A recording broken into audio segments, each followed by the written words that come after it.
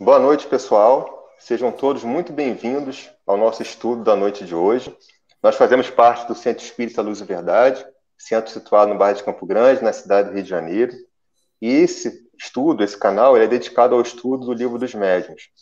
Hoje nós vamos estar estudando sobre o capítulo 28, Charlatanismo e Embuste. E como vocês estão vendo, nós estamos com uma alegria imensa aqui por estar recebendo o nosso irmão, o nosso companheiro, amigo Renato, com muita satisfação, com muita alegria. É um grande amigo e a gente está muito feliz de ele estar aqui conosco hoje. Então, Renato, seja bem-vindo. Nós vamos estar passando aí para o...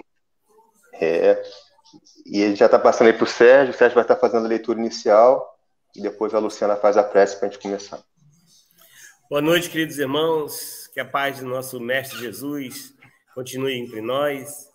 É uma alegria muito grande estarmos juntos novamente. Isso não tem... A gente fica contando os minutos para chegar a essa hora. E hoje eu trouxe um livrinho bem simplesinho que eu dei de presente à minha esposa em 1997. Ele já está bem gastozinho, olha só. Otimismo todo dia. Eu tenho esse livrinho comigo também no trabalho. Quando eu chego no trabalho, eu abro esse livro e leio e procuro seguir o que ele está dizendo para mim naquele dia ali. Claro que a gente consegue 100%, mas se a gente conseguir um pedacinho, já é uma vitória. Então, hoje, do livrinho Otimismo Todo Dia, eu abri aqui, o acaso não existe, né? Mas eu abri aqui com um desejo que venha uma mensagem legal para a gente, e veio o número 192. Adoce a sua vida. Adoce sua vida. Revolta, crítica e lamentação são como fel e não adoçam a vida. O que adoça mesmo a vida é o pensar confiante e positivo, por ser de ordem superior e em condições de gerar alegria e paz de espírito.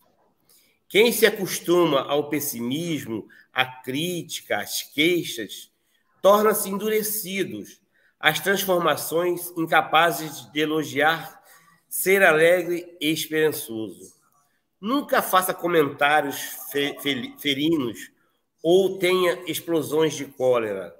Coloque o pensamento, o olhar, a voz e a ação no bom sentido e se dará bem com todos. Para fazer um doce, usa-se açúcar e não o fel. Que a paz de Jesus esteja entre nós. E assim vamos orar. Querido amigo Jesus, queridos amigos espirituais, querido Pai Deus, agradecemos por essa noite, agradecemos por mais uma oportunidade de estarmos aqui reunidos para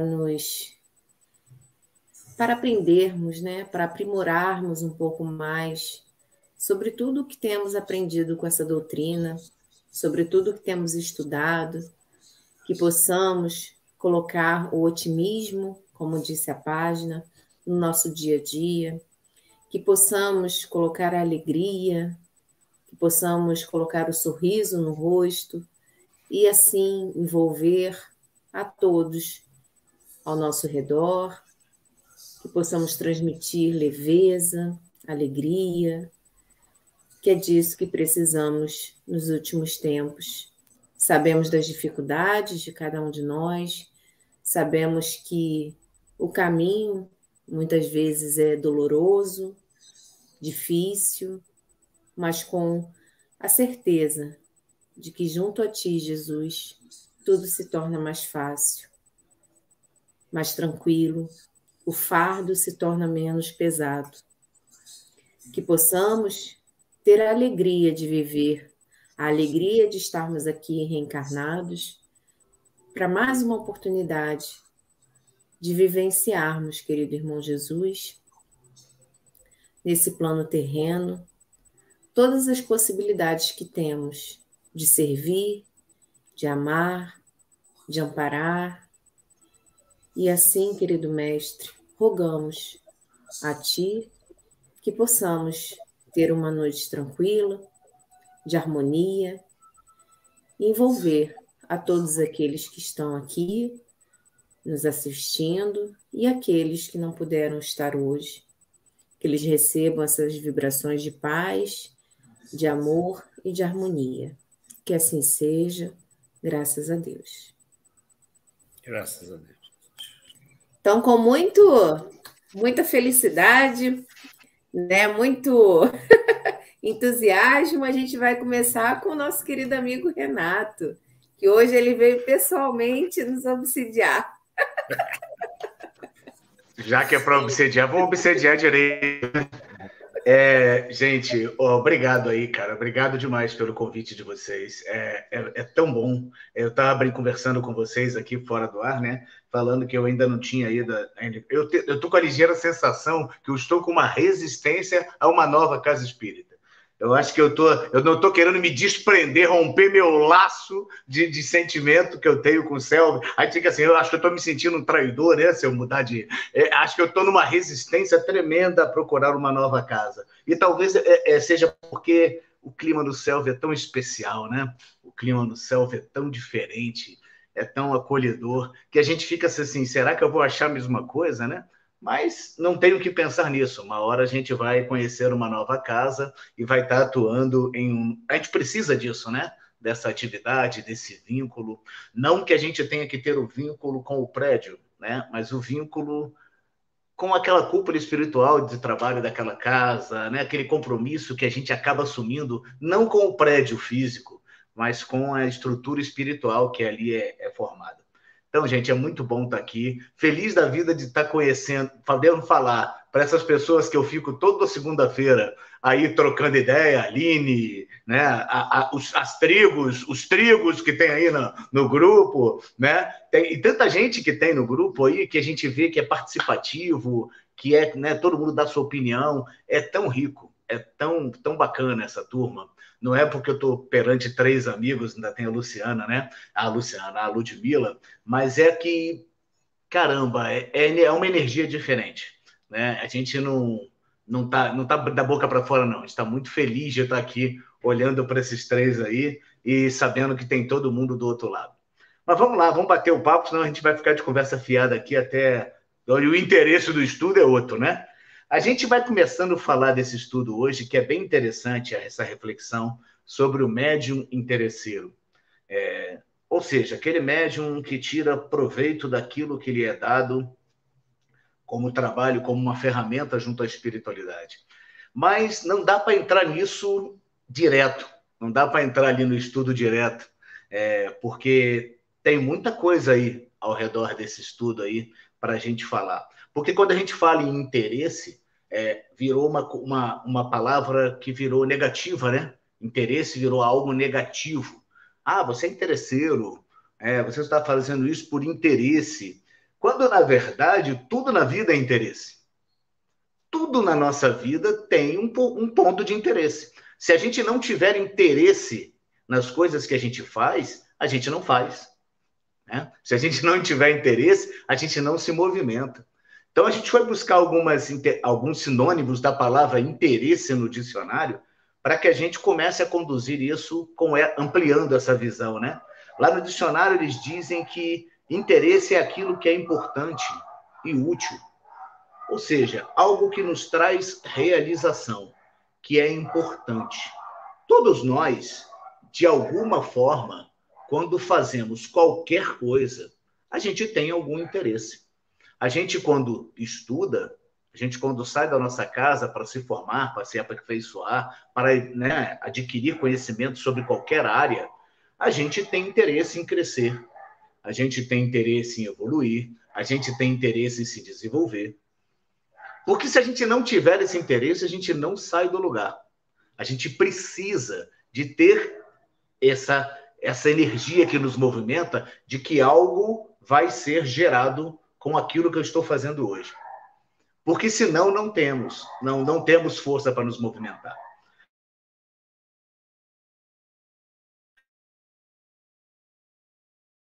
Alguma coisa. E aí ele bota lá vantagem, proveito, ganho, benefício, conveniência. Aí você vai falar assim, e aí? Chegamos no assunto médio interesseiro. Não.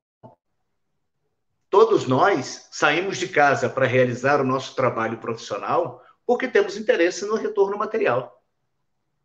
Nós precisamos, o dinheiro movimenta a nossa sociedade. Então, a gente precisa de sair de casa, de ir até o nosso local de trabalho, de fazer o nosso melhor, esperando o reconhecimento, o retorno disso. E é isso, muitas vezes, parte da questão material. Outra definição do dicionário: curiosidade e vontade de saber mais. Aí ele bota curiosidade, vontade, entusiasmo, disposição, querer. A gente trouxe evolução. Se nenhum de nós tivesse interesse em aprender essa doutrina, não estaríamos aqui segunda-feira, muitas vezes cansado, depois do nosso dia de trabalho, né? Poderíamos estar sentados na frente da televisão assistindo uma novela, assistindo um jornal, mas não, nós temos interesse em aprender. Nós temos interesse em crescer, em evoluir, em nos transformar. Isso também é interesse. E tem uma outra definição que ele bota: é aquilo que prende a nossa atenção. Atrativo, atração, fascínio, graça, encanto, sedução, magnetismo. Isso tudo são definições que o dicionário bota para interesse. E aí a gente trouxe influência, né? A gente, quando entra num propósito de fazer um trabalho bacana, vamos dizer vocês que estão aí à frente desse estudo, que se esforçam, que preparam, que estudam, que se esforçam para apresentar um bom conteúdo, um bom estudo.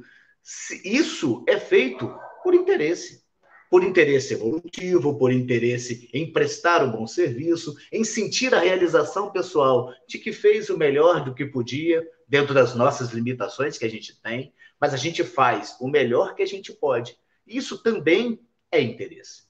Só porque a gente muitas vezes esquece e bota só de forma pejorativa, como se fosse negativo. Eu até botei assim: vamos refletir todos aqui, juntos, conjuntos.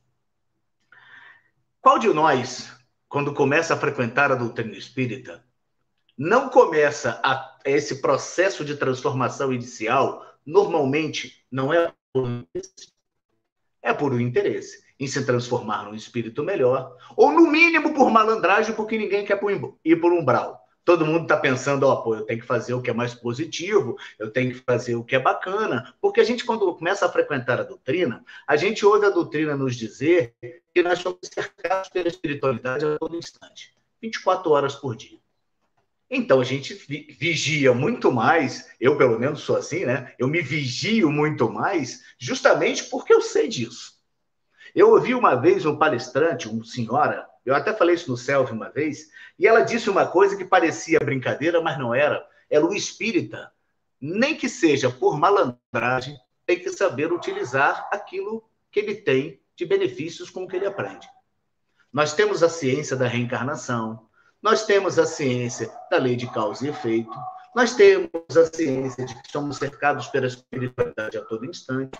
Então, se a gente não faz isso por beatitude, que provavelmente ainda não estamos nesse nível evolutivo, que a gente faça pelo menos por malandragem, né? Que a gente, se eu sei que eu estou não posso fazer a bola, se eu sei que eu tenho um celular espiritual me filmando 24 horas por dia, eu tenho que tentar fazer o meu melhor.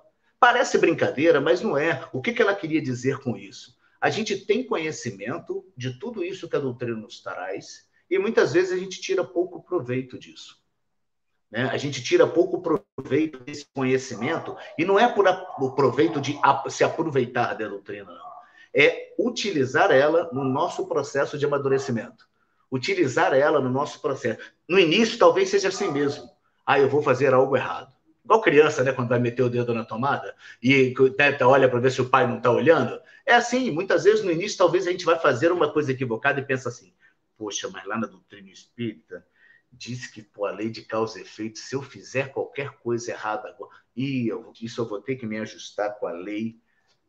É assim mesmo o nosso processo educativo dentro da doutrina. No início, a gente vai fazendo no interesse de galgar alguma coisa melhor, de ter uma próxima encarnação mais equilibrada, mais serena, não com mais facilidades, né? Mas com mais serenidade, com mais tranquilidade.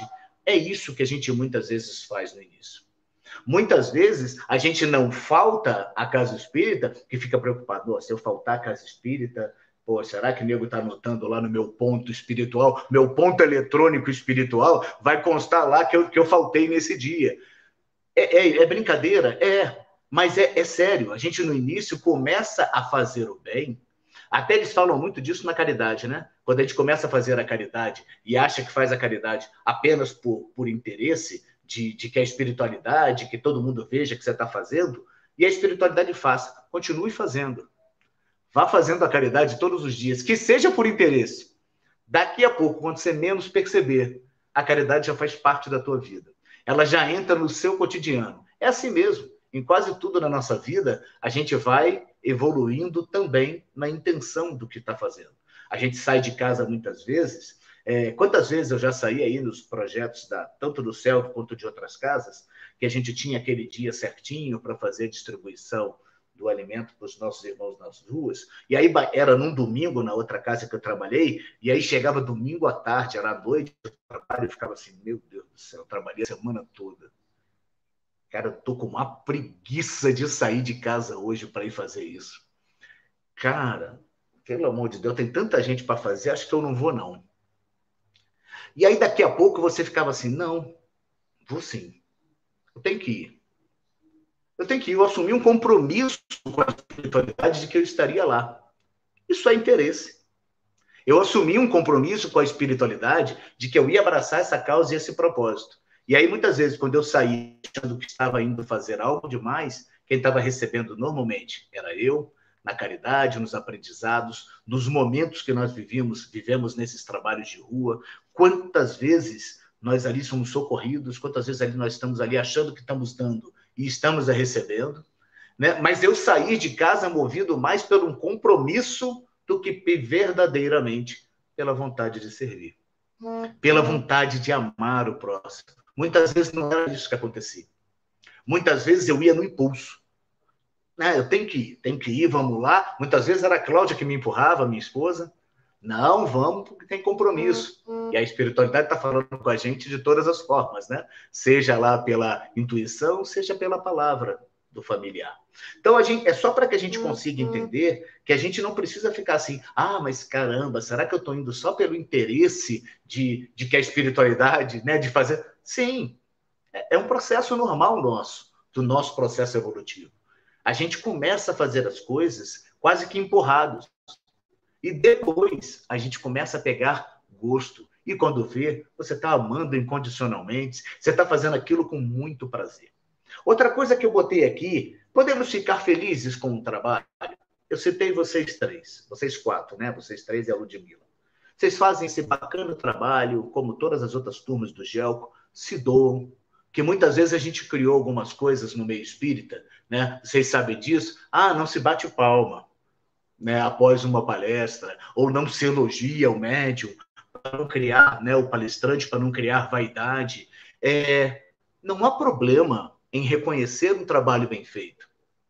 Não é nenhum problema quando a turma no final, e eu acompanho toda segunda-feira, porque eu estou no grupo, né, eu vejo as pessoas falando, gente, maravilhoso o estudo, que bacana. O problema não está no elogio. O problema não está nas colocações de gratidão pelo bom estudo que vocês fazem. O problema é como a gente recebe isso.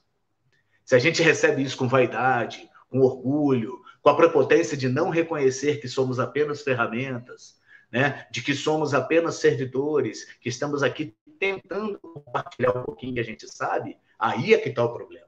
Então, não há problema nenhum em, assim que o Sérgio, a Luciana, o Humberto e a Ludmila acabam de fazer um estudo, sintam prazer, sim. Sintam satisfação, sim. Caramba, eu estudei, me preparei e ficou legal.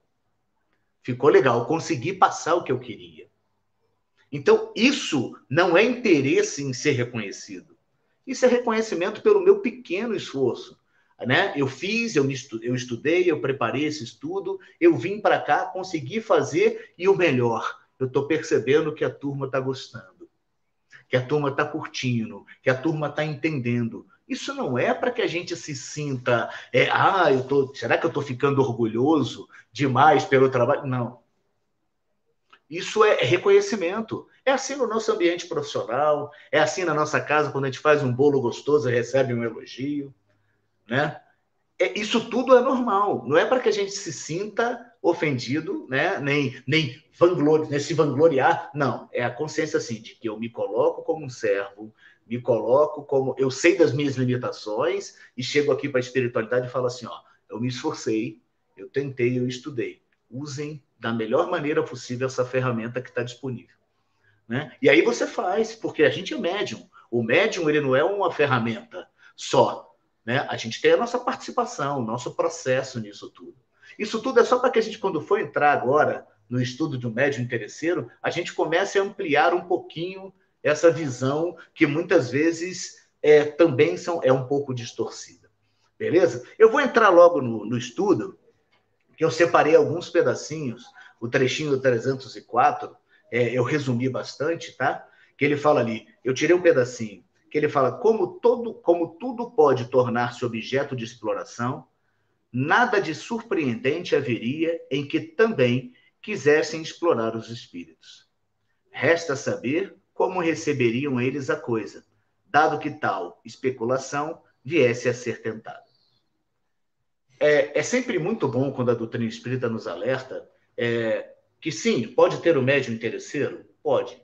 Agora, nós sabemos o que é ser médium. Ser médium é um intermediário, né? É um elo entre o mundo espiritual e o mundo material. Será que quando eu me coloco a servir apenas com o intuito da vaidade, do retorno, do reconhecimento, ou que seja do retorno material, como é que isso é recebido por eles que estão do outro lado? Como isso é recebido pela espiritualidade superior? Como é recebido? Imaginemos que numa segunda-feira, Humberto, Luciano e Sérgio aqui chegassem para falar do Livro dos Médiuns, apenas para que fosse para receber aplausos, apenas para receber elogios, apenas para desenvolver o seu perfil dentro da casa espírita. Como é que seria recebido isso? Agora, quando a gente se coloca na humildade de servidor, né, e eu confio e tenho certeza, quando eu ouço cada um dos 4 falando isso às segundas-feiras, gente, nós estamos aqui apenas se esforçando para trazer o que a gente puder de melhor, ninguém aqui é professor, e graças a Deus, na doutrina espírita, ninguém é professor, né? A gente não precisa nem falar isso, que a gente descobre todos os dias as nossas fragilidades, as nossas fraquezas, e a gente consegue descobrir o quanto a doutrina espírita ainda precisa fazer muito de transformação em cada um de nós. Então, ainda é difícil, que se algum de nós se achar professor, está bastante equivocado, né? Está bastante perdido no seu propósito. Então, como é que fica a Luciana se ela chegar no ambiente profissional dela e ela perceber que alguém está utilizando da profissão dela, do bem servir dela, com outras intenções? O Sérgio, Humberto, a Ludmila, eu, qualquer um de vocês, a gente gosta de ser explorado. A gente gosta de saber que estão utilizando o nosso bem-servir de maneira equivocada. Estão utilizando o nosso projeto, um projeto de trabalho. O Humberto preparou um projeto e apresentou para a empresa, onde o projeto era para fazer isso, isso e isso. E aí ele percebe que aquele projeto está sendo manuseado de forma equivocada, por alguém apenas para ter mídia, para ter retorno, quando o objetivo dele não, era um programa de computador para trazer uma melhoria social, e aí ele vê que alguém está tirando proveito disso apenas para levantar o seu status na empresa. O Humberto vai gostar? Não vai gostar. A Luciana não vai gostar, o Sérgio não vai gostar, e eu também não vou gostar.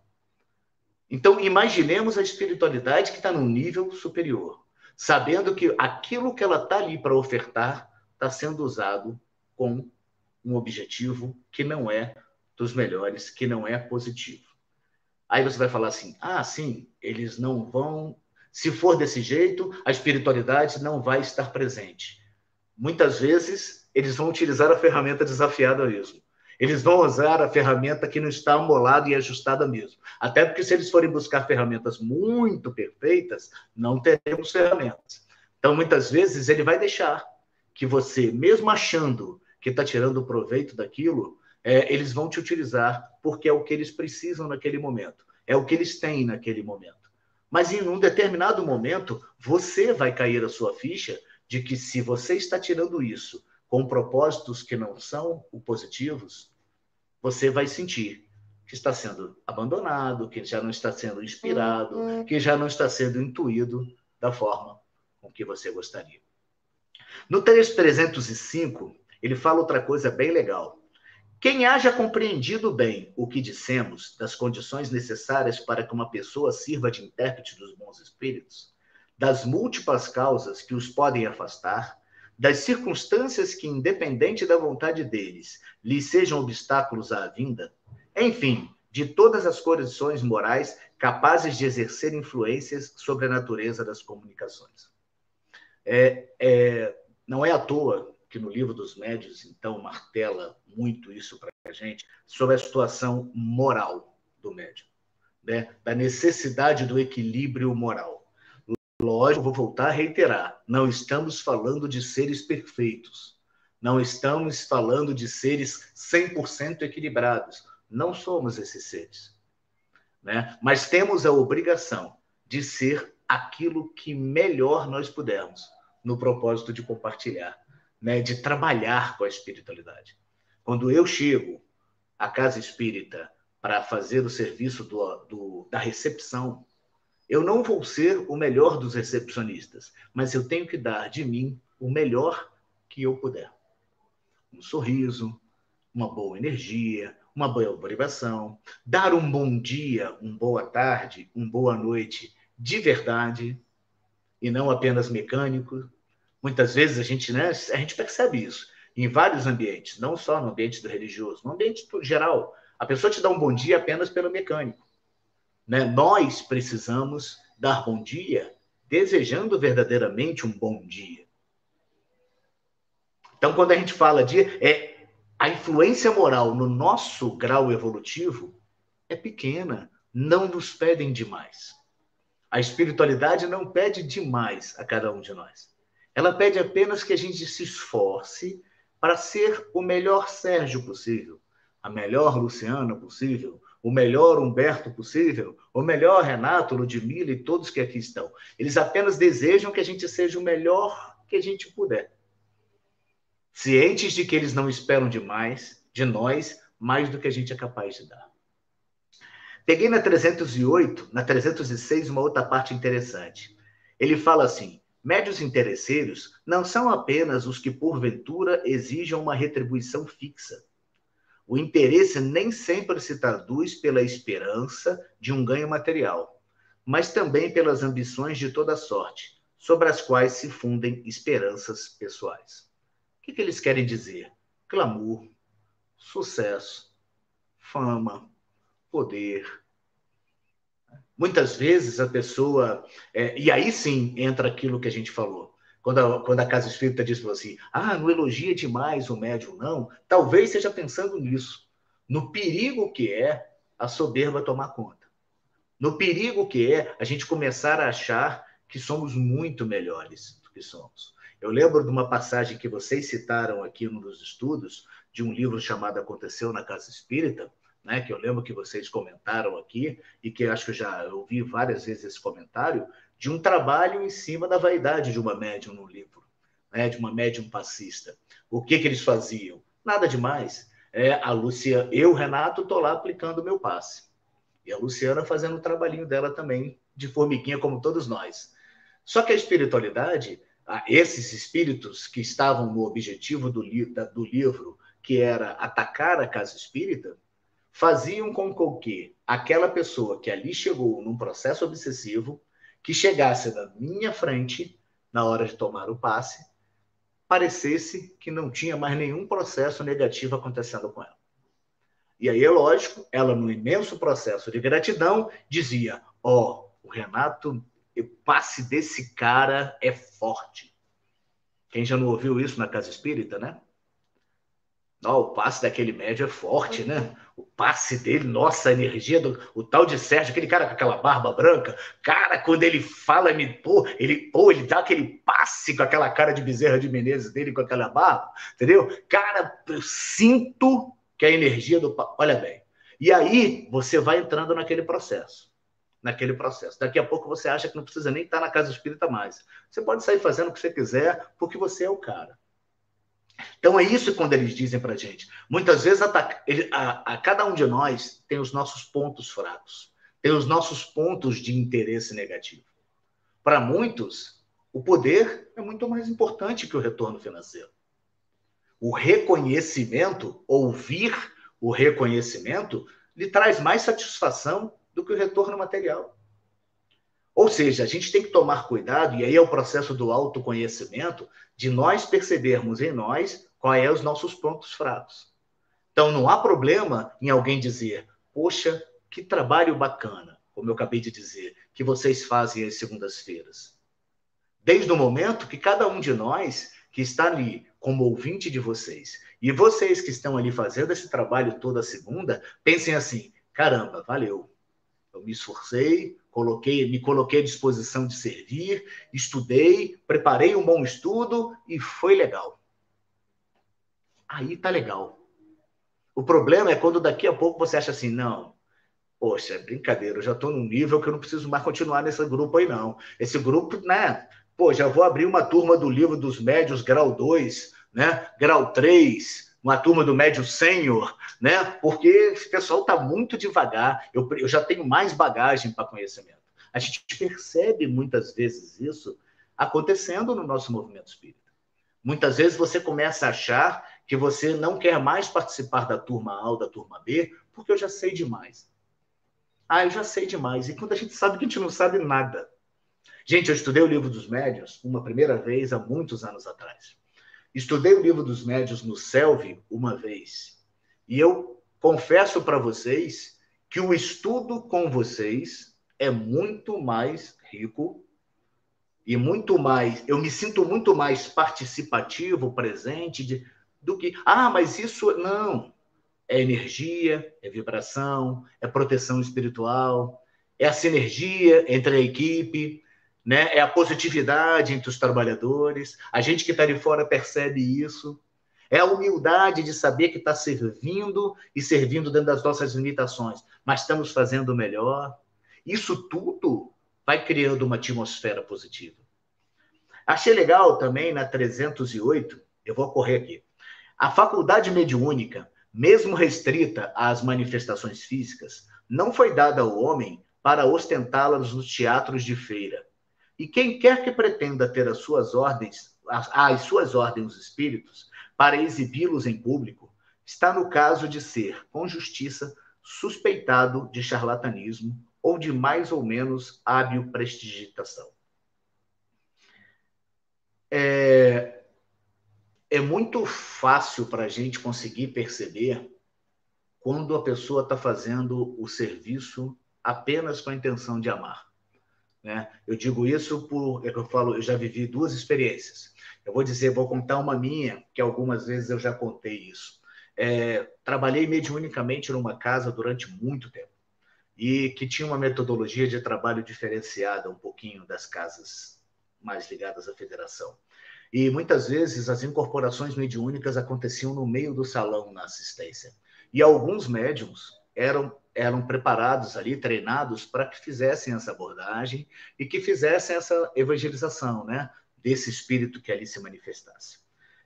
Aprendi, fiz o meu curso, já estava há anos fazendo aquele trabalho e todas as vezes que acontecia, eu ia lá, fazia aquele meu ritual, né? Dialogava rápido, fazia aquela coisa de uma suposta autoridade moral, né, por eles, e terminava aquele processo. A pessoa era conduzida a uma outra sala para fazer um atendimento fraterno. Só que depois de muito tempo, um determinado sábado, que lá a atividade era o sábado, eu saí da minha casa mal. Eu, Renato, estava mal. Sabe aquele dia que você está mal? Né? A gente também tem o nosso dia de que está mal. Aquele dia que eu estava me sentindo frágil, não sei nem porquê, e aí hoje eu entendo, né? Foi um processo educativo, mas eu fui para casa, para o trabalho. E quando chegou num processo desse de novo, que acontecia todo sábado, mas naquele dia o Renato não estava soberbo, o Renato não estava senhor de si, o Renato estava frágil, né? Como qualquer outra pessoa tem os seus dias de fragilidade. E quando aquele espírito se manifestou através daquele assistente, quando eu cheguei para falar com ele, ele só chorava. Chorava. E ao mesmo tempo, gente, eu não conseguia abrir a boca para falar um ai. A gente simplesmente se abraçou e choramos os dois juntos por mais de 5 minutos abraçados. Abraçados, só chorando, chorando, chorando e chorando. E pela primeira vez, depois de anos fazendo isso, eu percebi que eu estava fazendo um trabalho de robô. Eu estava fazendo um trabalho de chegar, mediunizar, a trabalhar, ajudar, auxiliar, desfazer desprender o médium a pessoa daquele espírito que estava ligado, mecanicamente. Eu não tinha por ele o sentimento. E naquele dia que eu me senti tão frágil, tão pequeno quanto ele, foi o melhor trabalho mediúnico da minha vida. Foi o melhor trabalho, foi um divisor de águas para mim, porque naquele dia eu percebi o quanto eu era frágil, necessitado, e olhei aquele irmão que estava do meu lado como um igual. Porque muitas vezes a gente olha aquele espírito que se manifesta na casa como um inferior a nós, como um espírito imperfeito, sofredor, como se nós não fôssemos sofredores, imperfeitos, inferiores. E como naquele dia eu olhei de frente e de igual para igual, porque era assim que eu estava, né? Eu estava frágil, imperfeito, frágil naquele dia, choramos, nos abraçamos e foi um divisor de águas. Só para que eu entenda, foi um dia que eu entendi assim, cara, ser médium é olhar o outro como igual. Ser médium é olhar aquele que chega ali, sofredor, numa reunião de desenvolvimento mediúnico, como seu irmão de verdade. Porque algum de nós aqui acha que não pode amanhã estar numa mesa de desenvolvimento mediúnico como um espírito desequilibrado? Lógico que podemos. É só a nossa vida dar uma sacoleja que a gente desequilibra totalmente. A gente se desarmoniza de maneira absurda. Né? Então, nesses momentos, a gente consegue perceber, por isso que eu acho que quando a terapia da dor, que tanta espiritualidade fala, é tão importante, né? Porque é nos momentos da fragilidade que a gente se reconhece pequeno e pede amparo, pede socorro, se abraça de verdade com alguém que ele quer amparar. Desculpe desabacar, esse momento realmente foi um momento especial na minha vida. Eu adoro lembrar disso porque foi um momento depois de muitos anos, hein, gente? Não era no primeiro ano de doutrina espírita, não. Eu tinha muitos anos de doutrina espírita. Né? Muitos anos achando uma coisa totalmente equivocada. Perdido totalmente dentro do que era ser médium. Né? Na 309, ele fala assim, resta o que se poderia chamar de tramóias do amador, isto é, as fraudes inocentes de alguns gracejadores de mau gosto. Podem, sem dúvida, ser praticadas à guisa de passatempo em reuniões levianas e frívolas, porém, jamais em assembleias sérias onde se admitam pessoas sérias. Dizer que não há fraude? Lógico que há. Agora, existe muita diferença entre fraude, animismo, né? É muito amplo e vocês já estudaram, né? Graças a Deus, nós já estudamos bastante aqui sobre isso, já entendemos isso. Agora, o processo da fraude é lei de oferta e procura. Né? Se alguém está disposto a fraudar, é porque alguém está em busca dessa fraude. Uma vez eu estava preparando um estudo aí para o CELV, onde era sobre a mediunidade, e eu subindo ali a rua depois da estação, logo depois da antiga Afonso Celso, né, da Moacir, tinha em 4 postes seguidos, tinha lá, traga o seu amor em 1 semana, traga o seu amor em 3 dias, traga o seu amor em 2 dias, traga o seu amor em meia hora, né? E aceitamos cartão de crédito, aceitamos... Aí você fica assim, gente, né? Como é que pode as pessoas se prestarem a tirar proveito desta forma do sofrimento do outro? Mas se estão ali se dispondo a isso, é porque tem quem os procure. Tem ainda as pessoas que querem o mais fácil. Se a pessoa amada foi embora, o que está acontecendo no meu processo da minha relação? Né? Eu vou trazer a pessoa amada amarrada? Né? Eu vou lá pedir a espiritualidade que traga ele a força para mim? Não. É um processo que eu tenho que parar e pensar assim, meu relacionamento está ruim? Por que está ruim? Por que está ruim? Qual o meu papel nesse processo? O que eu estou fazendo para que esse relacionamento não seja saudável? E aí sim, as coisas, se tiverem que acontecer, vão acontecer, mas não é se utilizar de algumas ferramentas, e aí sim você vai encontrar aquele, sim, que vai aplicar a fraude em você com a maior facilidade. Ninguém aplica uma fraude em você, de um bilhete falso de loteria, sem que você queira ficar rico da noite para o dia. Né? E assim é tudo. Todo o processo de fraude tem aquele que procura o mais fácil em busca de que vai buscar aquilo de maneira mais fácil. E aí sim, se torna presa fácil na mão de qualquer um. Quando a gente sabe que o nosso processo de vida é individualizado, eu tenho que tratar da minha vida para que as coisas aconteçam da maneira que eu desejo, seja nessa ou numa encarnação futura. Então eu preciso tratar disso hoje. Né? Se o meu relacionamento não está positivo, né? O que eu estou fazendo de errado? O que eu posso fazer para isso melhorar? E se não for possível restaurar essa relação hoje, que eu aprenda para uma nova relação. Que eu aprenda para uma nova existência fazer um relacionamento saudável. E na 310, eu vou pegar ali e disse assim, dir-se-á, talvez, que um médium, né, que consagra todo o seu tempo ao público, no interesse da causa, não o pode fazer de graça, porque tem que viver. Essa é uma discussão muito complicada. Sempre que eu te falo em dinheiro e casa espírita, é uma polêmica tremenda, né? É problemático falar em dinheiro. A gente está dentro da casa espírita, a gente precisa fazer uma festa para arrecadar alguma coisa, a gente sabe disso, né? Quem já esteve lá à frente dos... É uma dificuldade, né? Porque a gente fica pisando em ovos, porque a gente aprendeu que a mediunidade é gratuita e tem que ser usada de maneira gratuita. Né? O dai de graça, o que de graça recebeste. Mas a gente vive num mundo material. Eu estou só separando as coisas, porque quando a gente fala de tirar proveito, é viver da mediunidade, é viver da casa espírita. Mas você precisa também de manter a estrutura física. Né? Eu estou acompanhando, mesmo distante, o segundo andar ficando pronto. É legal demais poder assistir daqui uma transmissão ao vivo aos domingos da casa. Isso é recurso, isso é material, isso precisa ser sustentado.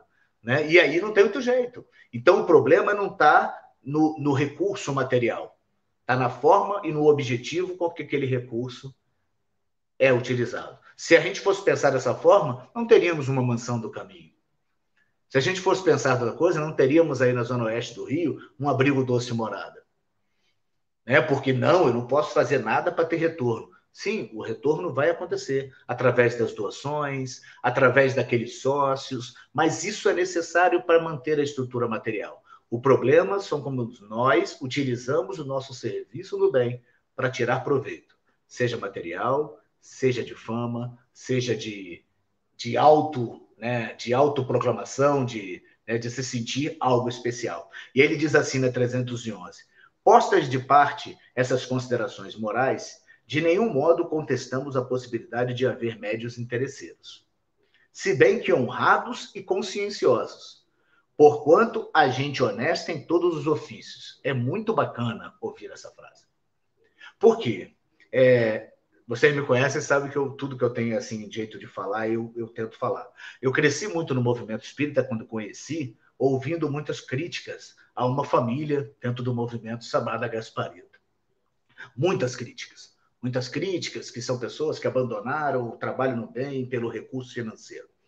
Sim, existem talvez decisões equivocadas, mas quantos e quantos centenas e milhares de pessoas são espíritas graças às obras de Zíbia Gasparito?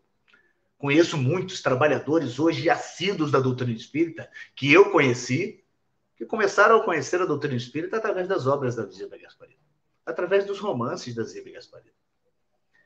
Esse processo de, talvez equivocado, de escolher caminhos materiais, é uma coisa que compete a ela. A gente não sabe primeiro, né, porque a gente tem muito o processo da crítica, né, a toda a questão material, quando fala em dinheiro, mas a gente não conhece, pelo menos eu, Renato, não conheço o processo de trabalho no bem daquela família. Para que eu apenas critique pelo retorno material. E é muito legal quando eles dizem assim, há possibilidade de haver médios interesseiros, se bem que honrados e conscienciosos, porquanto a gente honesta em todos os ofícios. Se a gente é só para que a gente tome cuidado quando faz a crítica também tão forte, né, tão severa quanto a determinados nomes, porque a gente ouve.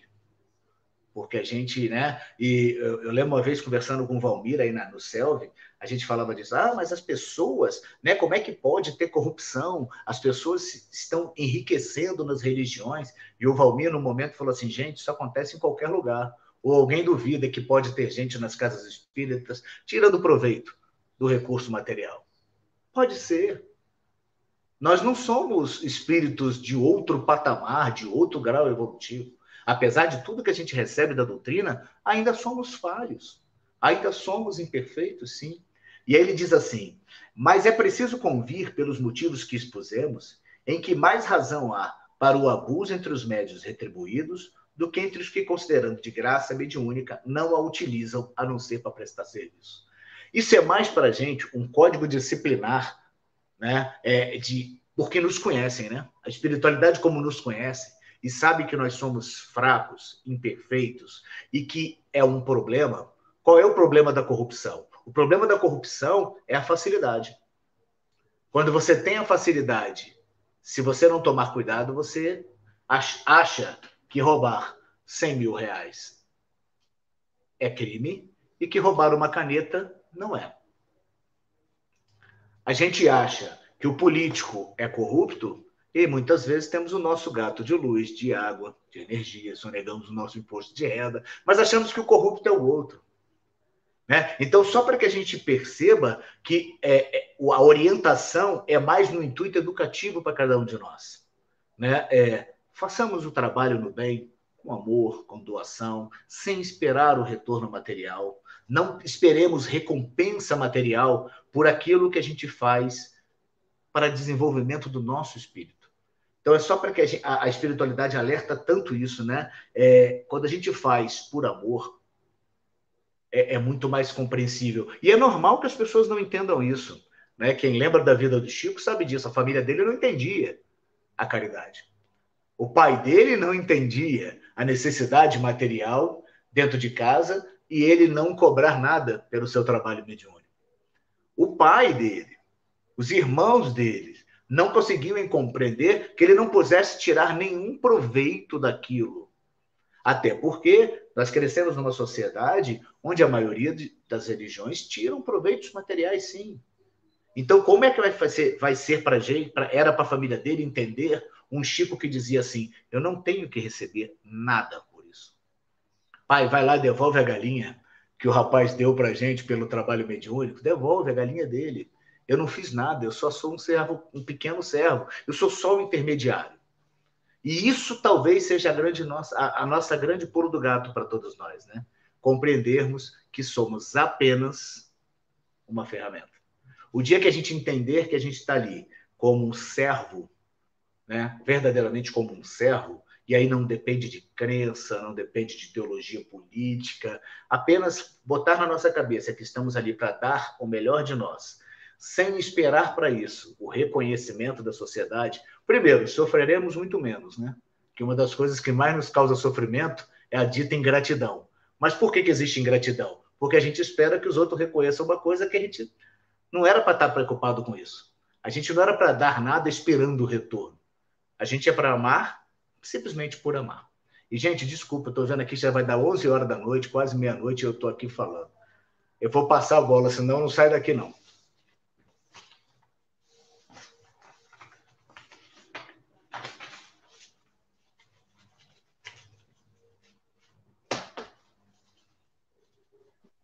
Bom, Renato, assim, nós só temos a agradecer a sua participação, ao seu estudo. Como disse o Sérgio, né, a gente vai adentrar aqui no item fraudes espíritas, mas o que eu tenho para dizer, Sérgio? Acabou. Não tem mais para falar nada, né? Então, assim, e eu não vou ficar repetindo, porque o Renato já fez o estudo. Eu só vou aqui usar 5 minutos só para poder fazer um resumo. Mas, Renato, a gente agradece aí o seu estudo, tá? Foi uma mensagem muito importante que você nos trouxe. E Ó, tô vendo que a Ludmila tá aqui. Ludmila, vem pra cá, Ludmila. Aparece aí. Ó, Ela dá tá boa fazendo noite aqui. papel de obsessora hoje, ó. Ela tem que ter um obsessor por fora, né? Ó? Dá boa noite pro pessoal que está aqui também, a Silvia Lanes, a Rita Maria, ao Alessandro Souza, a Tânia Matos, a Cristina Lúcia, a Andréa Lima, a Jaque Marcelo, a Esther Risuto, ao Flávio Melo, ao DJ Rafael, a Aline Amorim, Ana Lúcia, Sil Newton e também a dona Ariovalda, tá? Então, boa noite a todos, sejam todos muito bem-vindos. Então, a gente vai dar continuidade aqui ao estudo, né? Vamos fazer um resumo bem tranquilo aqui sobre fraudes espíritas. Aqui, como o Renato estava comentando, a gente está falando daqueles que deliberadamente querem fraudar a manifestação espírita.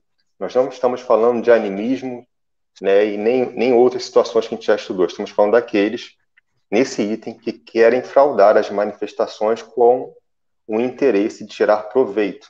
Tá? Então, é um interesse negativo aqui nesse sentido. Tá? O Kardec coloca para a gente que as manifestações físicas, algumas das manifestações físicas, são as mais fáceis de serem imitadas, pela característica daquela manifestação.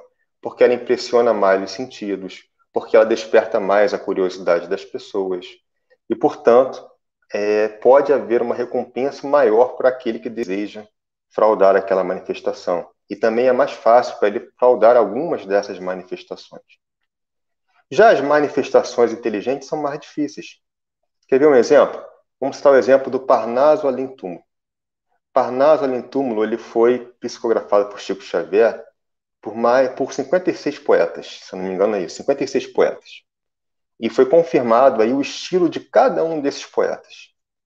Pede para um ilusionista, pede para um prestidigitador tentar imitar o estilo de 26 poetas diferentes e comprovar esse estilo. É difícil, né? Pede para alguém escrever um livro como Memórias de um Suicida. Ou nas obras básicas, onde os espíritos respondem, né, com alto alcance moral, filosófico. Então, assim, é muito mais difícil a gente imitar uma manifestação inteligente. E como Kardec diz, né, você pode ter habilidades manuais ou até intelectuais para poder imitar algumas coisas, mas não há fraude que imite inteligência.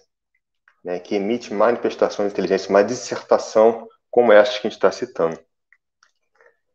E aí, Kardec também coloca para a gente que assim, não é porque existem vinhos falsos, produtos falsos, né, que não existem os vinhos verdadeiros, os produtos verdadeiros. Não é porque existem pessoas que estão fraudando manifestações espíritas que as manifestações espíritas devem ser desacreditadas, que não existam manifestações verdadeiras. Daí a importância do estudo. A gente está aqui estudando junto, como o Renato comentou, né, muito bem. Todos nós aqui estamos estudando, aprendendo juntos, porque é muito importante a gente conhecer, aprofundar, para a gente saber separar o joio do trigo. O que é mediunidade, o que não é mediunidade? O que é espiritismo, o que não é espiritismo? Porque às vezes a gente ainda confunde isso. Né? A gente, aquele fenômeno ali espírita e tal, mas às vezes não tem nada a ver com o espiritismo, né? Você não estuda aquilo, você não tem aquela situação na casa espírita. Então é importante a gente saber distinguir isso. A gente viu recentemente algumas notícias que saíram no jornal de médiuns que eles iam, supostos médiuns, né? Porque eles iam nas redes sociais, coletavam informações de algumas pessoas, marcavam visita em alguma cidade, falavam que iam receber ali, naquela cidade, os espíritos, que iam fazer consultas, mensagens particulares de entes queridos. Alguns desses cobravam para poder participar dessas reuniões. Né? Outros, né, estavam ali por interesse mais... interesse de se autopromover. Né? Então, tem a questão que o Renato estava comentando, né, da autopromoção. Então, estava com esse interesse. E aí eles iam e faziam as comunicações com hora, com data marcada daquele ente querido, com aquela pessoa. E a gente vê na doutrina espírita que isso não acontece. Chico Xavier falava para a gente que o telefone toca de lá para cá.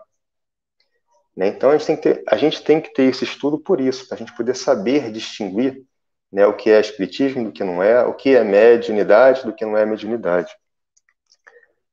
E a melhor garantia que Kardec coloca para a gente, aqui, ele colocou como desinteresse, mas aqui é do desinteresse, mas ele cita quais são os desinteresses, tá, Renato? Ele cita os desinteresses, que é o desinteresse do médium da parte material, ou seja, o médium ele não está interessado em fazer proveito material daquela situação. Ele coloca como desinteresse das vantagens pessoais, ou seja, de se autopromover, de querer ser destaque, né, de querer se achar importante, como o Renato comentou. Na ciência espírita, a gente está estudando a ciência do infinito. Então, quem vai ousar dizer ser uma sumidade do infinito, um professor de uma ciência do infinito, né? Como o Renato comentou? Não existe isso.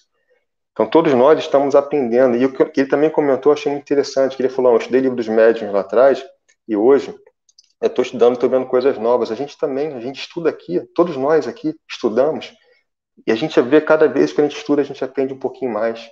Né? E nessa troca que a gente faz aqui, né, entre as pessoas aqui do grupo, é muito rica, porque a gente aprende muito com os comentários, a gente aprende muito com essa participação de todos. E aí Kardec coloca isso. Então, assim, para não me estender muito, para passar para a Luciana, acho que o nosso interesse na doutrina espírita é a consciência do dever cumprido. Né? Que a gente pode buscar é a consciência do dever cumprido, essa paz de consciência e a alegria de servir na seara de Jesus. Tá? Então, é isso. A Luciana vai dar continuidade a esse estudo do fraude espírita. Antes, Sérgio, você quer fazer o comentário? É só um pequeno comentário, né, que nosso irmão Renato comentou aí, e que eu achei muito interessante, quando ele falou lá no começo, que a gente tem um interesse, né? Que às vezes a gente faz as coisas, poxa, eu não vou na casa espírita hoje, vou perder lá meu trabalho hoje, vou deixar de ir, eu vou ficar mal visto, e eu não vou fazer isso porque a espiritualidade está me vendo. Isso aí, Renato, os espíritos já dizem que é um grau de evolução nossa. Porque quando antigamente a gente pensava em fazer uma maldade e ir lá e fazia. Hoje a gente pensa em fazer uma maldade e não faz mais, eles aplaudem a gente, eles ficam felizes, porque já é um grau de evolução. Isso não quer dizer que já estamos evoluídos. Ainda pensamos. Mas a caridade é a mesma coisa. Nós temos interesse em fazer caridade para a gente angariar bônus horas, né? Que é o dinheiro espiritual, né? Que é o crédito espiritual. Aí a gente faz por interesse. E a gente vai fazendo por interesse. Daqui a pouco a gente é pego de surpresa. Quando a gente vai na rua visitar um irmão, e o irmão, aí você pergunta, irmão, você está com fome? Você quer uma comida, um casaco? Não, só quero um abraço. E você dá um abraço e você se sente feliz por ter dado aquele abraço. Então, tudo isso é um exercício diário.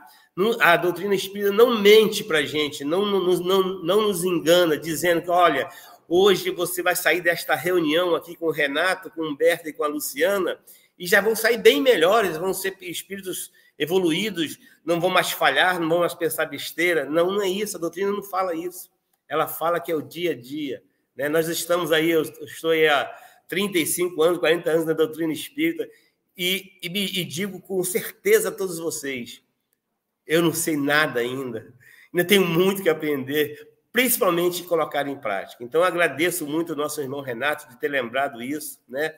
E que a espiritualidade confirma isso que ele disse aí, e quando a gente faz algo, já faz algo mesmo com interesse, mas já está fazendo bem, a gente não fazia nada, a gente já está fazendo alguma coisa, o nosso espírito, né, guardião já está aqui do nosso lado pulando de alegria, porque nós já estamos buscando um caminho do bem. Só isso, tá, Renato? Obrigadão aí. Sérgio, tem um livro com o André Luiz, ele faz uma pergunta assim para um dos instrutores lá, eu esqueci o nome do livro, mas ele pergunta, o que é o bem? Aí o instrutor espiritual responde para ele, o bem é quando é o bem para todos. É mais ou menos assim, não lembro as palavras certinhas. E o que é o mal? O mal é o bem só para mim. Né? E a gente transformando isso no interesse, todos nós temos interesses. Mas o que seria o bem e o que seria o mal? O mal seria quando o meu interesse particular sobrepõe ao interesse público. Né? Quando o interesse privado ele sobrepõe ao público. Né? Do geral, da comunidade. Pode falar, Renato, vai lá. Manda ver. Não, e isso você falou agora, e é o que a gente mais percebe na gente. O que a gente percebe quando começa a conhecer a doutrina espírita é exatamente isso. Não é perfeição, é que a gente começa a valorizar as pequenas coisas, né? A gente começa a observar, a gente começa a passar por esse irmão na rua e ver ele. Porque a gente passava antes e não via. Né? O choro do outro que está no transporte público do teu lado te incomoda. Antigamente você não via esse choro. Né? E isso é o grande riqueza que a doutrina traz para a gente. Verdade, verdade, Renato, é isso mesmo. E a gente vai modificando, né, como o Renato comentou, a gente vai modificando a nossa visão, o nosso entendimento, e a gente vai olhando para essas coisas, né, e sentindo, como o Renato comentou também, do sentimento, né, que não é só intelectual, né, não é só você entender, mas é você sentir. E aí isso vai mudando muito. É uma grande riqueza que a gente tem que aproveitar da doutrina espírita, e essa visão que ela nos dá. Mas vai lá, Luciano, não vou tomar mais seu tempo, não.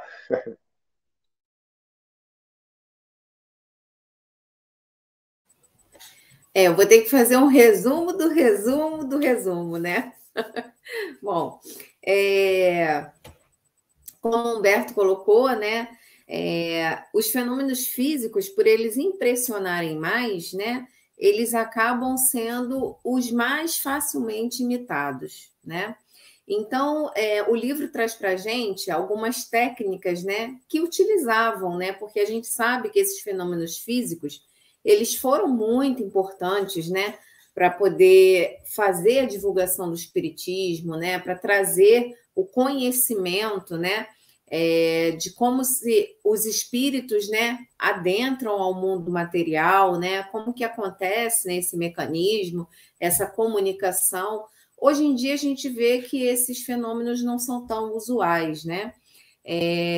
Mas, enfim, o livro ele mostra para a gente, né, os espíritos, junto com Kardec, nos esclarecem que as pancadas, né, são tipos de fenômenos físicos que facilmente enganam, né, facilmente iludem as pessoas, né? Então, eles contam uma técnica que basta que as pessoas coloquem duas mãos sobre as mesas e esses dois dedos aqui próximos, né? E com o estalar, né, da contração dos dois dedos, né, indicador. Esse aqui é qual? Agora me deu um branco. Polegar. Polegar, isso. Nossa, esqueci da música da Eliana, como? Então, com o polegar, eles estalando, né, faziam aquele ruído e provocavam, né, o barulho. Só que, na verdade, né, esse barulho era provocado não pelos espíritos, né, e sim pelas pessoas que estavam ali reunidas, né, naquele momento. Então, só para a gente esclarecer que quando os ruídos acontecem, as pancadas, elas não são no mesmo lugar, né? Então, é uma prova de que, no caso ali, seria uma fraude, né? Porque só na mesa, né? Porque só naquele momento. As pancadas elas podem acontecer em qualquer local da casa, em qualquer ambiente, qualquer móvel, né? E não necessariamente na mesa. Então, essa seria uma técnica, né? Outra técnica que poderia seria o da escrita direta, que a gente sabe que não há necessidade da condução do médium. Então, eles colocam os espíritos, junto com Kardec, esclarecem para a gente que já foi visto, né, com a ponta do lápis somente, né, colocarem dentro do dedo e ali a pessoa, né, fazer uma escrita, né, claro que se aproveitando de um momento de dispersão de todos, e dali com aquela pontazinha do lápis, né, presa na unha, ela conseguia escrever algo sem que as pessoas percebessem, e daí mostrar que aconteceu ali um fenômeno da escrita direta, né? Quando, na realidade, prova mais uma vez que é uma fraude, né? Porque a gente sabe que, a gente estudou lá atrás, que esse fenômeno ele não utiliza a mão do médium, né? Esse fenômeno da escrita direta, a gente até utilizou na época o exemplo, né, dos 10 mandamentos, quando foram escritos para Moisés, né? Quer dizer, foram escritos ali na pedra sem que ele, né, sem que ninguém utilizasse ali das mãos, né? Então, a gente pode supor, né, que tenha sido ali um fenômeno da escrita direta.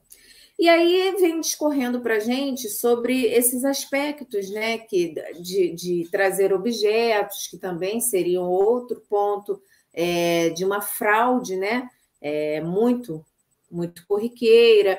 E aí os espíritos colocam para a gente que uma orientação que devemos desconfiar, né, sempre quando o médium ele se dirige e diz que possui, né, uma mediunidades raras, né, que ele se diz que tem aptidões mediúnicas raras. Isso é um ponto que nós temos que observar, né? Porque um verdadeiro médium, né, aquele médium que já entende, já estuda, já tem consciência do seu papel, ele jamais fica, né, querendo expor a sua aptidão, querendo, né, fazer com que isso tenha visibilidade, né? Então, quando o médium, né, quando a pessoa já coloca, né, faz disso, né, querendo trazer, fazer com que as pessoas o notem, né, como aquele médium, isso aí já é um ponto, um aspecto que nós temos que ter cuidado, né?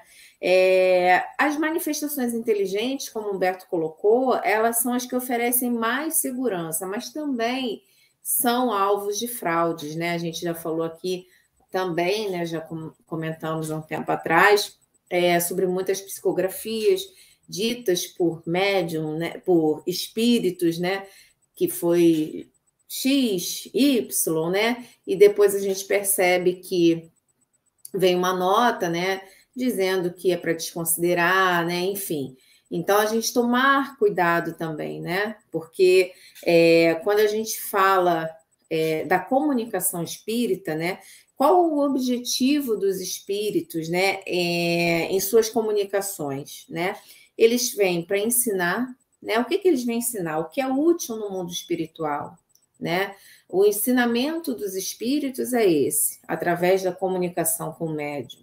Ele vem nos orientar, né? Ele vem dizer qual o caminho, nos orientar no caminho do bem, o caminho que devemos seguir, né? E também vem nos auxiliar, né? Não isentar a nossa dificuldade, não isentar os obstáculos que vamos passar, mas nos auxiliar, né? Nos dando força, né? Nos conduzindo, né? Da melhor forma possível, para que a gente, né, tenha força, né? Coragem para enfrentar as dificuldades, né? Porque bem a gente sabe que cada um segundo as suas obras, né?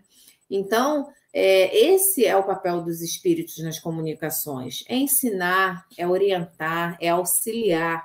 Então, quando a gente percebe que a comunicação que está ocorrendo ali está fugindo, né, desse contexto, a gente tem que ligar o sinal de alerta, né? A gente tem que começar a observar, né? Porque uma das grandes questões do porquê que ocorre a fraude, né?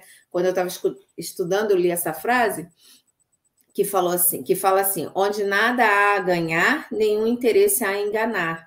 Então, a pessoa ela está ali realmente por vaidade, por orgulho, por interesses materiais, né? Então, esse espírito, né, junto com esse médium, né, que a gente sabe que aí há uma conexão, a gente tem que ter, sim, um cuidado, um critério, né? E qual é a melhor garantia?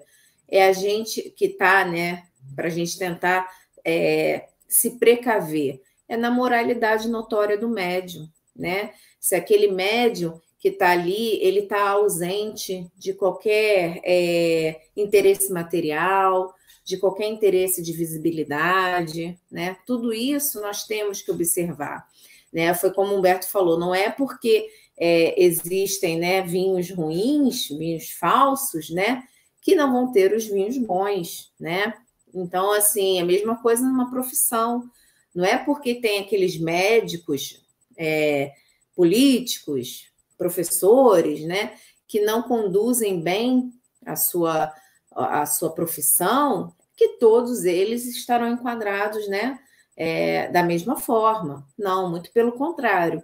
Então, para isso, nós temos que ter sempre o critério, né, analisar, estudar, né, buscar não sermos melhores que os outros, né?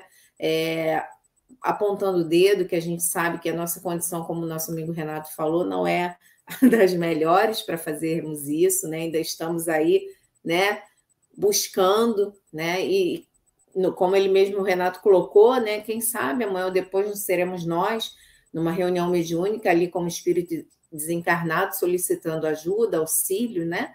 Então, para isso, o hoje, né? O que a gente faz no nosso hoje é essencial, né? Então, que a gente entenda realmente que a doutrina, ela nos veio, né? De forma a nos esclarecer, nos orientar, né? E não fazer disso um uso pessoal, né? Não fazer no sentido, né, da mediunidade, de querer, né, ganhar algo, né, um interesse, ganhar algo em troca, né? Que a gente saiba que é um dom, né, que nós temos, é uma forma de evoluirmos, é uma ferramenta que nós ganhamos, né, digamos assim, para que possamos ajudar, servir, amparar, né? E que assim possamos fazer, né? Utilizando da melhor forma, e tudo que a gente receber, gente, que a gente possa ter o cuidado, né? Que a gente não saia aí clicando, né? Replicando, triplicando coisas que a gente não tenha certeza.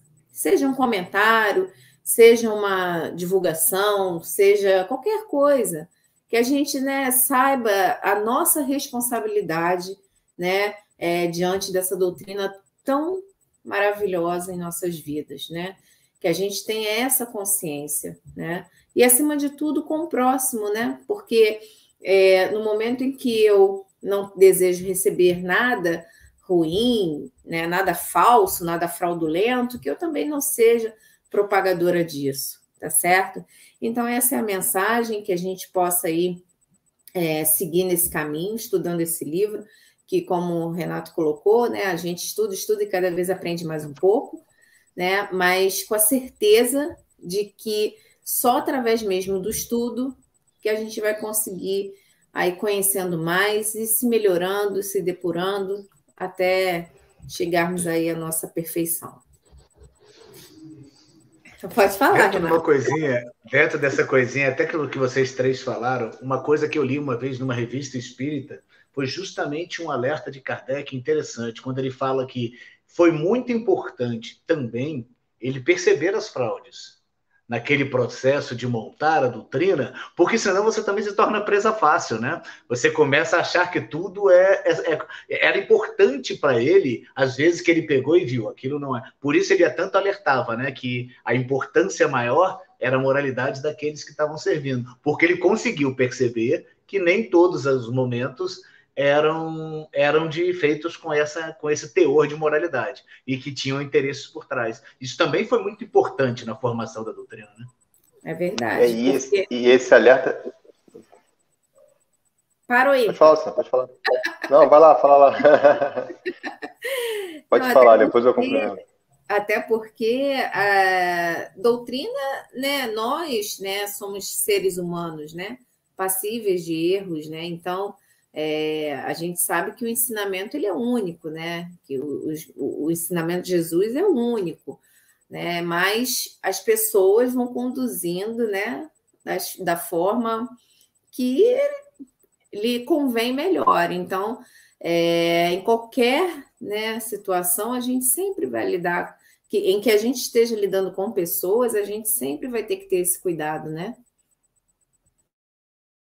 É verdade, assim, acho que isso é um ponto fundamental mesmo, né? Kardec ter passado por essas situações e alertado para a gente, permite que a gente já tenha um conhecimento sobre isso, né? Que a gente saiba distinguir melhor. E Jesus já alertava isso para a gente, aquela passagem dos vendilhões dos templos, da expulsão dos vendilhões dos templos, né? Ou seja, mostrando que já é desde muito tempo que as pessoas fazem mercadoria com as coisas sagradas, com as coisas santas, com as coisas de Deus, né, falando que haveria falsos cristos, falsos profetas. Então, isso é algo histórico, não é de agora, né? Essas fraudes, esses interesses pessoais acima, né, do geral, já acontece desde muito tempo, né? Então, a gente já vem sendo alertado desde muito tempo. Daí a importância a gente estar sempre com essa consciência e com essa visão para a gente poder separar o joio do trigo, para que a gente sabe faz sem criticar. O objetivo não é criticar, não é julgar quem quer que seja, tá? Mas para a gente, né, saber tirar proveito, né, e saber escolher, né, o nosso caminho. Tem um comentário aqui do Fael, que eu vou postar, que ele diz assim: quanto mais conhecimentos, maiores são as responsabilidades. A evolução tem que ser constante. E aí, Sérgio? Rafael, você foi muito feliz nessa sua colocação e a gente fica cada vez mais feliz quando vocês participam. Né? Na verdade, a gente tinha que passar para o Renato, né? Porque o Renato, ele sempre faz pergunta, ele tinha que responder. Mas é isso mesmo, nós até falamos aqui a semana passada que o conhecimento traz muita responsabilidade. E o Renato falou isso aqui, né? Quando a gente está na rua e que a gente vai fazer alguma coisa, sabe que está errado, e aí a consciência bate lá, é porque já tem responsabilidade, já tem conhecimento, né? E a quem muito foi dado, muito será cobrado. Então, Jesus já dizia isso lá, né? Então, por exemplo, quando a pessoa tem conhecimento, ele tem mais responsabilidade. Quando a pessoa erra e conhecendo que está errando, a responsabilidade é maior. Então, a gente vai lá nos nossos irmãozinhos que são nativos, né? Que não têm esse conhecimento da doutrina, que não têm conhecimento religioso, não têm conhecimento da sociedade. A gente não pode cobrar a responsabilidade deles, a mesma que nós conhecemos, as leis, né? As leis de Deus. Então, tudo isso, como o Rafael falou aqui, é verdade. Tem conhecimento, aumenta a responsabilidade. E a única lei de qual a gente não tem para onde fugir é a lei do progresso. Todos nós somos impelidos a progredir. Aí não tem escolha. Todos nós seremos espíritos puros. Uns vão demorar um pouquinho mais. Renato, Humberto, Luciano, Ludmila vão rapidinho lá. Sérgio ainda vai ficar se rastejar por muito tempo ainda. Mas um dia seremos todos espíritos puros. Ô, Sérgio, fala, querida. Quando você deu esse livro para sua esposa, eu fiquei pensando, otimismo todo dia. Por que será? Boa. Essa foi uma boa pergunta. Ela estava iniciando ainda na doutrina espírita, ela era muito católica. Hoje ela é uma das grandes trabalhadoras da casa espírita. Hoje ela faz estudos, assim, bastante estudos, participa de reuniões mediúnicas. Então, a gente estava numa época de a gente incentivar, né? E esse livro é sensacional. Eu aconselho a todos a ter na cabeceira e iniciar o dia com esse livro, né? Mas bacana, gostei da sua observação. Depois a gente conversa particularmente. Bom, meus irmãos, podemos encerrar, Humberto? Pode sim, Sérgio. Então, nós queremos agradecer profundamente a participação de todos, porque, como a gente fala, sem a participação de vocês, nós não somos nada, não somos ninguém. E quando a gente fala participação de todos, a gente está falando da participação dos nossos irmãos e amigos espirituais que estão aqui ao nosso redor, que a gente sente a presença deles. Né? A gente sente aqui, a gente está sentindo a energia deles. Agradecer profundamente ao nosso irmão Renato, que se esforçou, como ele diz, né? Quando a gente se esforça e faz um estudo, a gente se esforçou, isso é bacana. A gente agradece esse esforço, né, da pessoa estar aqui. No futuro, amanhã o Rafael, o Fael estará aqui falando, a Ana, o Newton, o Alessandro, será um de vocês que vai estar aqui apresentando o estudo. Vocês acham que nós saímos de onde? Do estudo que nós fizemos um dia na Casa Espírita. Então, nós agradecemos a todos e nós vamos fazer nossa prece de encerramento. Nessa prece de encerramento, nós vamos incluir todas as pessoas necessitadas, porque nós estamos aqui rodeados de bons espíritos. E no finalzinho, nós vamos encerrar essa oração com uma oração que eu gosto muito, que eu descobri que um irmão meu, Humberto, também gosta muito. Que essa oração, se vocês prestarem atenção, ela não só é uma oração, como ela é uma palestra inteira, que é a oração de São Francisco. Então, vamos fechar nossos olhos, nos conectar com a espiritualidade maior e pedir a Jesus, com seus mensageiros de luz, que possam levar, que essas palavras, que essa oração possa ecoar no coração de tantos irmãos nossos que nesse momento estão nas ruas perdidos. Tantos irmãos nossos estão nos presídios, estão nos hospitais, estão nas mansões, pedindo pelo amor de Deus que algo de bom soe em seus ouvidos, em seu coração.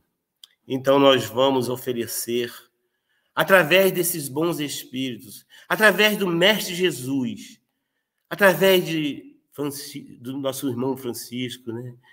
São Francisco, que eles possam receber esta oração em seus corações.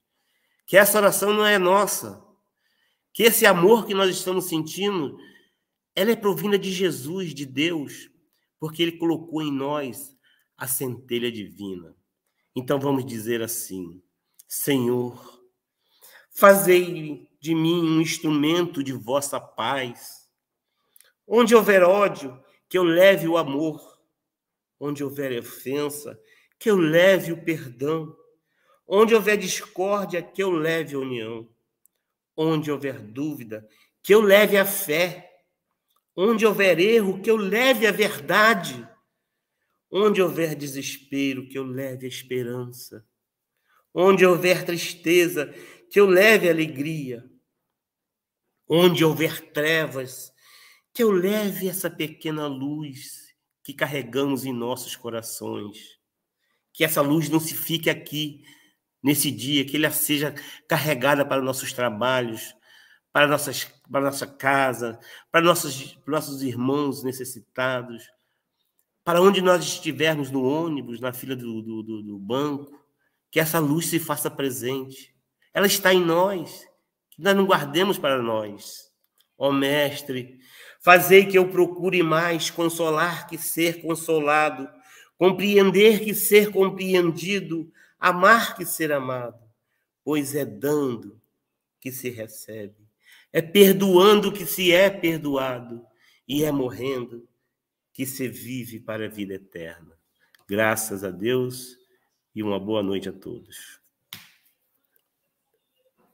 Uma ótima noite a todos, uma excelente semana e até a próxima segunda.